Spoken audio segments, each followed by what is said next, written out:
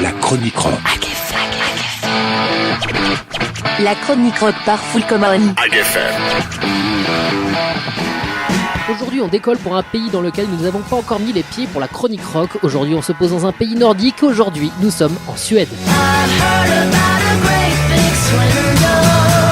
Et aujourd'hui, on retrouve The Cardigans, un groupe multiples talents et styles musicaux, tout en restant dans le domaine du rock. En 1992, Peter Svensson et Magnus Svenningsson décident de fonder un groupe. Tous deux fans de heavy metal, ils embarquent dans leur projet Bengt Lagerberg, Lars Orlov Johansson, ainsi que la chanteuse Nina Persson.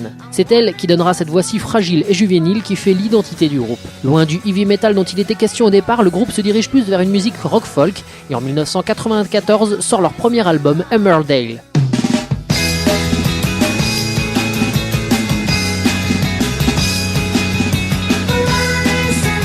Le morceau Rise and Shine deviendra un tube sur les radios suédoises mais aussi japonaises. Il est même élu meilleur morceau de l'année dans le pays. Lancé, le groupe décide de préparer un nouvel opus. En pleine tournée européenne, le groupe enregistre le disque Life. Celui-ci sort en 1995 et devient un succès planétaire, se vendant à plus d'1 million d'exemplaires. Le style musical évolue et flirte avec les années 60 à l'image de Tomorrow.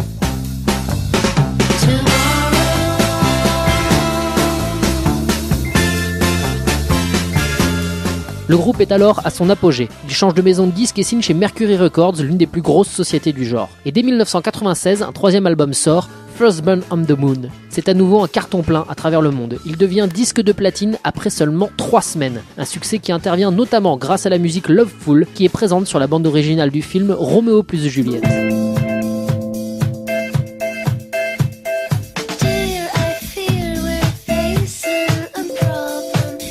Dans la foulée sort Gran Turismo, album beaucoup plus sombre. Sur les 2 des 3 clips produits pour les singles de l'album, la mort du groupe est mise en scène. Le clip Erase and Rewind montre notamment les Cardigans se faisant écraser entre 2 murs qui se resserrent sur eux. Cet album sera suivi d'un long break pour le groupe. Les Cardigans vont alors travailler sur des projets différents en solo et il faudra attendre 5 ans avant qu'un nouvel opus voie le jour, Long Gone Before Daylight. Un disque beaucoup plus intimiste et country qui fait évoluer encore le style du groupe.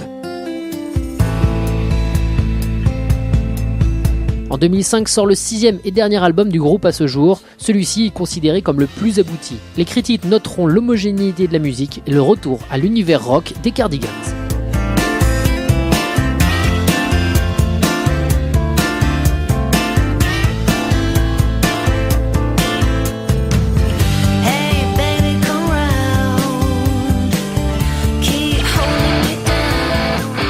C'était la chronique rock.